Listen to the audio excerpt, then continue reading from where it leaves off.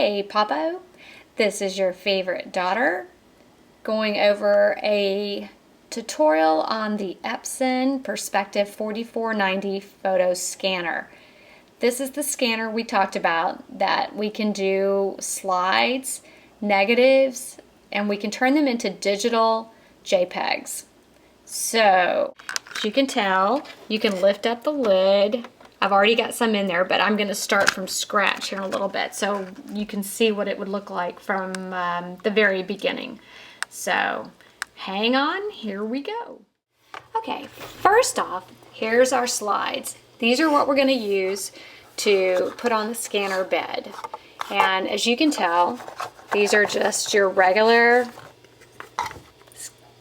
I'm not even sure what size these are, but regular slides.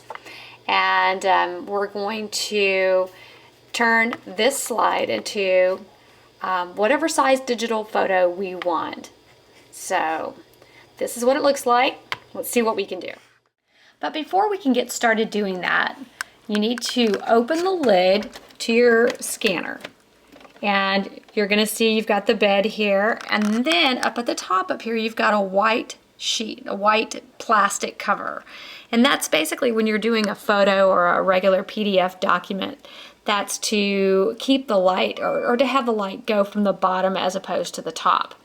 And because you always lay your document or your photo down upside down on the scanner so that the light from the bottom will scan the picture from the bottom.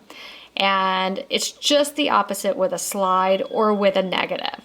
So what we have to do first, very first thing we need to do is take this white thing off the top. And all it is you can just pull, and I've already done it, but you just pull this little handle right here. It's all right here on the top.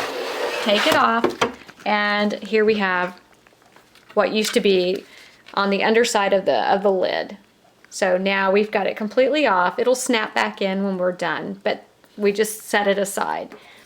So now I'm going to show you what the scanner lid underneath looks like.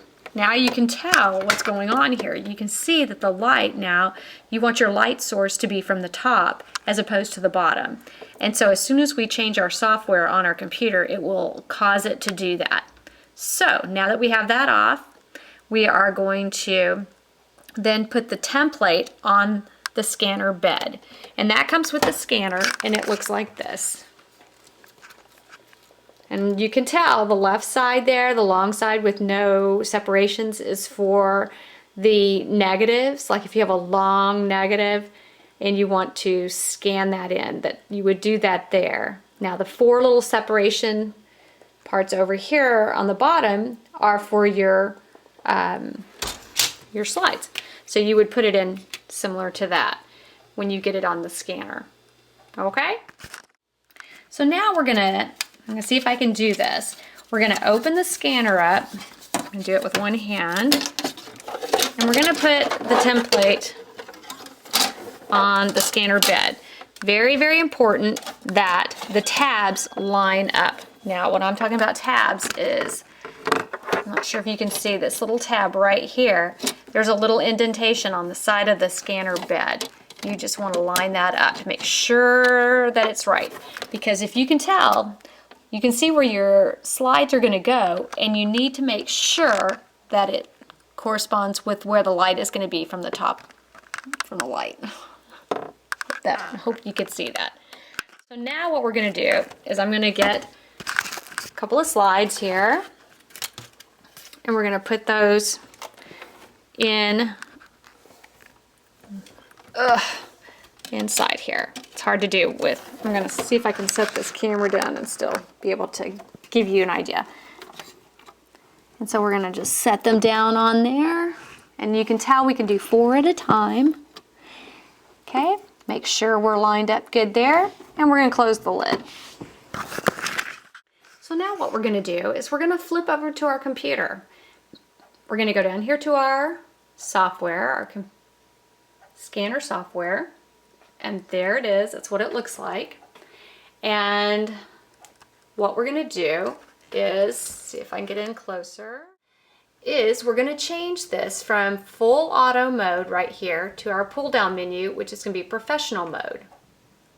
That then's going to bring you another pull down menu right here. So now you're in professional mode, but you need to make sure that you change from the reflective, which is right there, which is what we would do if we had a photo or a PDF document, say, and we want it to be film. So we switch that to film.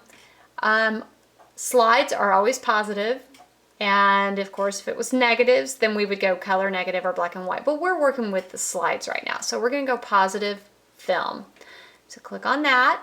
This is where we're going to change our DPI, our resolution, and so you can go, I would recommend not doing less than 600, and I would recommend not going much higher than 1200, but it's up to you. Of course, the higher the DPI, the better quality the photo and the bigger the photo, but I would recommend you keep it between 600 and 1200.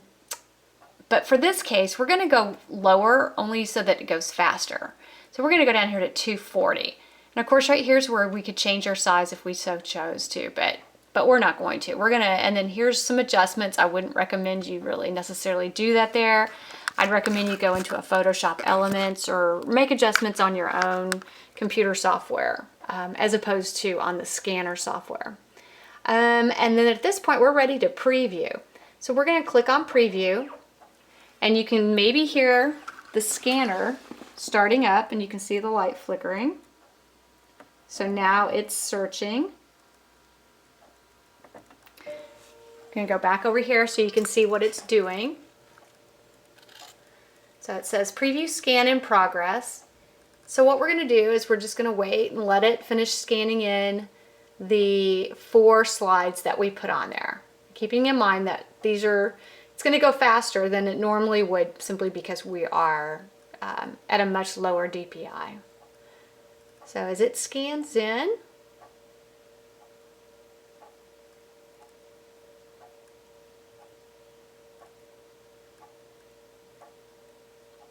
and once it scans in and we're happy with the photos, and there may be a slide that you didn't necessarily want to turn into a digital photo, but you didn't really know that when you first scanned it or did the preview scan. At that point, you can see here that there's numbers underneath these, 1, 2, 3, and 4. And let's say that, look at this, we didn't really want that. So we can just unclick that, and now when we go to scan, it'll just scan 2, 3, and 4. So it'll only scan the ones you want. So then at that point, we're gonna go down back over here, and we're like, okay, we're happy with that. We're gonna go over here and we're gonna scan. Now it brings you up this menu. Go under, this is location. So where do you want it to save the scanned file to? We want it to go there. You can go anywhere. You can actually click on other, and then you can bring up another menu that says choose, and then you can make your own file folder. It's really whatever you want to do. So I just happen to say, okay, I'm just gonna keep it in pictures.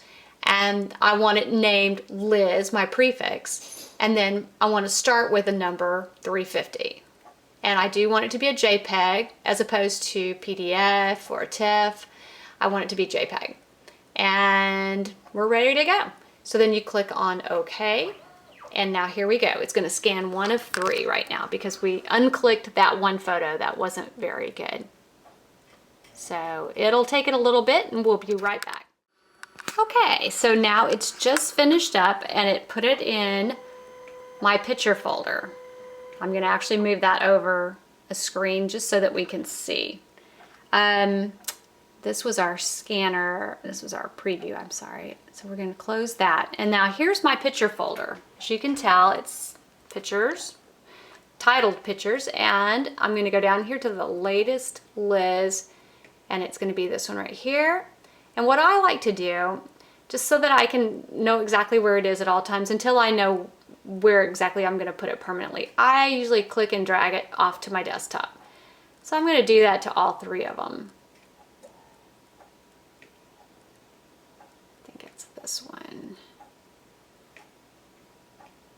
Okay, so you can see here it pulled this up, and you see how small it is. And now you have a digital picture of your slide, and that's what you do. It is time consuming. I think it took for me to scan these 3 photos probably about 45 seconds. So anyway, that's it. I love you, Pappo.